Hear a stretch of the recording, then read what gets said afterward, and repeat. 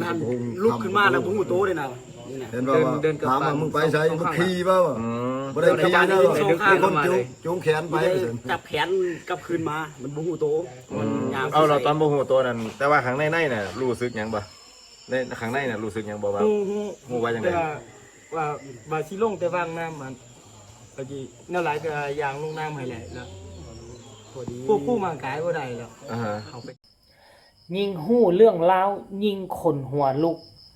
5 คนได้ออกจากถ้ำมือเศร้านี่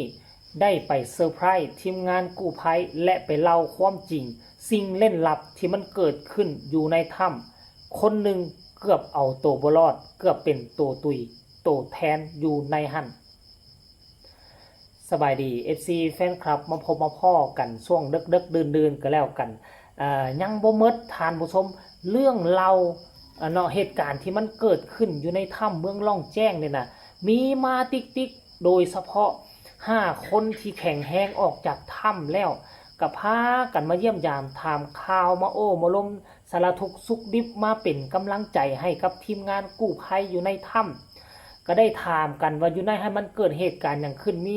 ความฝุ่นความฝันอย่างบ่ว่าซั่นเด้เนาะหลังจากที่คนทำอิฐออกมาแล้ว4 คนที่ยังอยู่หั่นใดทุกคนเลยอยู่เป็นเวลาจักมื้อนึงบ่2 มื้อจำบ่ได้คนหนึ่ง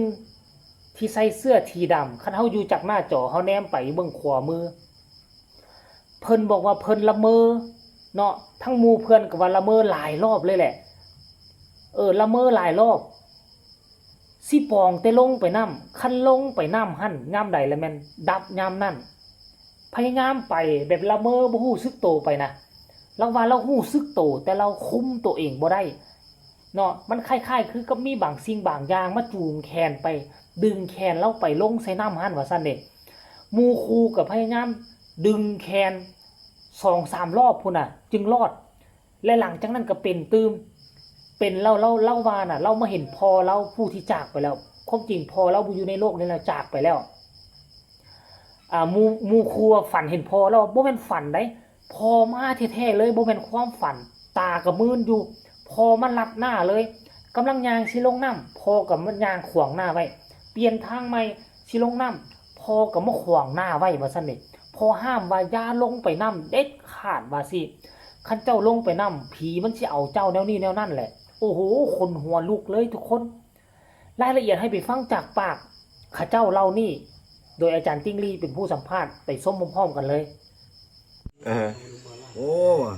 มันหันลุกขึ้นมาแล้วผมหูโตเลยนะเห็นว่าถามว่ามึงไปใช้มึงขี่ป่าว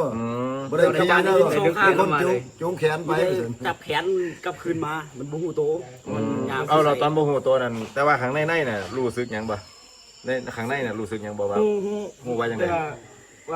ว่าสิลงแต่วางน้ำมันพอดีแนวหลายก็ยางลงน้ำให้แหละแล้วพอดีผู้มากายบ่ได้แล้วเอาไปดึงมันสิลงไปเราเห็นพอมาหามก่อนในฝันนั่นบ่ฝันเลยเห็นเลยเจ้าว่าเราพอว่าจะลงไปแล้วอย่าลงไปแล้วอันนี้นะห้ามลัดนี่ลัดนั่นล่ะบอกว่าอย่าลงไปเป็นพ่อเฮาเองตอนนี้พ่อเฮาอยู่แต่พ่อเสียแล้วอ๋อพ่อมาคุ้มครองแล้วมีผู้ใดฟันยังบ่กันเดี๋ยวข้างหน้าเพิ่นได้พันคักฝันว่าเขาไขทาง3 มื้อซั่นเปิดทางให้ออกกันภายใน3 มื้อนี้เจ้า3 มื้อแล้วมื้อนั้นน่ะฝันนั่นน่ะฮงมาก็ได้2 มื้อเขาดำน้ำเฮาสิออกก็ออกบ่ได้สัญญาจุดนี้ว่าคันออกแล้วออก4 คนพร้อมเดียวคันอยู่ก็อยู่4 คนพร้อมเดียวตายบ่อยู่เขานักหนังน้ำมาเชิญออกซีเฮามาฮอดกลางน้ำได้ประมาณ2-3 เมตรนี่เสด็จอกซีนี่มันยังเมเลยอยู่ปากนี่ออกแล้วน้ำจากโอ้กินน้ำจะไปอิ่มเลยวางน้ำแล้วกลับมาตอนเช้ามาหนาวมันคืนนั่นมันเปียกมันเนี่ยเนาะตอนเช้ามาตัดสินใจว่าปกตินี่เว้าน้ำเฮาทุกมื้อ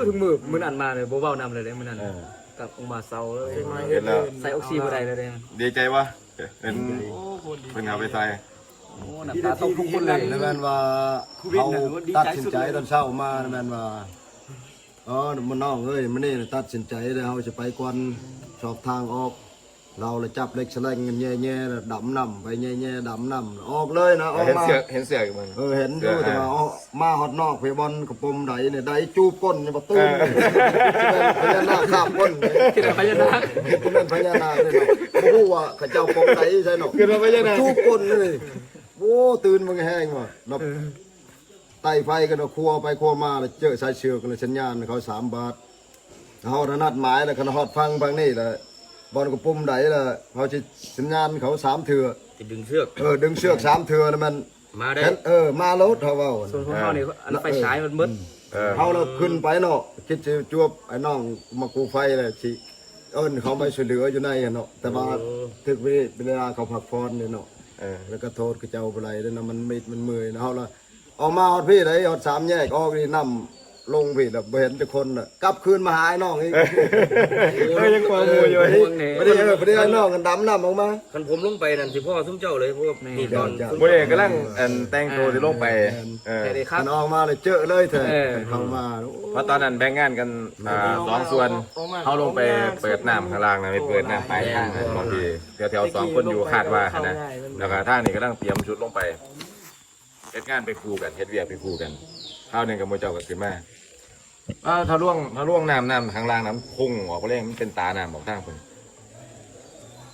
ตอนเขาออกก็มันน้ำแหงเนี่ยเป็นช่องหินเนาะมันทั้งนี้หินทั้งนี้หินเห็นช่องว่างน้อยเดียวซะนี่แล้วการนั่นก็เอาเหล็กแฉลงแทง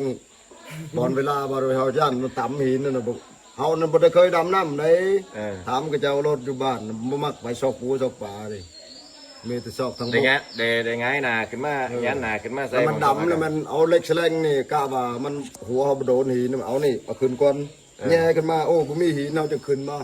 หันใจนี่ล่ะพอจะเราดำลงอีกไปเลยเอาเหล็กแย่ขึ้นมาอีกกะว่ามันบ่ถึก แต่ว่ามัน หัว ก็ บ่ บ่ ได้ ได้ หิ เห็ น น นั่น หลาย บริเวณ คือหันใจ มันก็มีแค่ช่องอากาศเพราะให้ห้องเงยหนา เราหันใจเลยนะเราเฮาเราออกได้ แต่ขันม้วนน้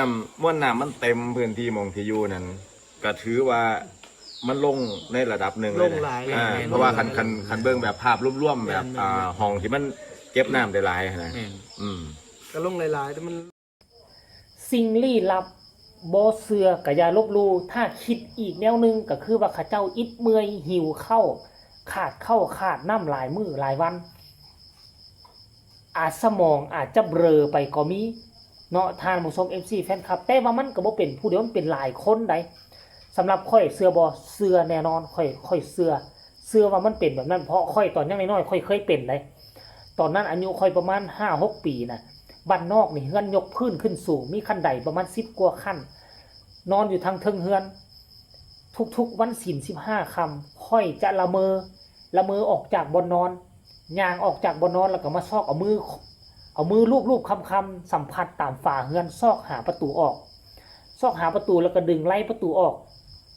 แล้วก็ย่างลงคันไดไปได้ย่างลงคันไดเฮือนไปตอนดึกๆดื่นๆเลยเกือบเที่ยงคืนเลยลงคันไดไปแล้วไ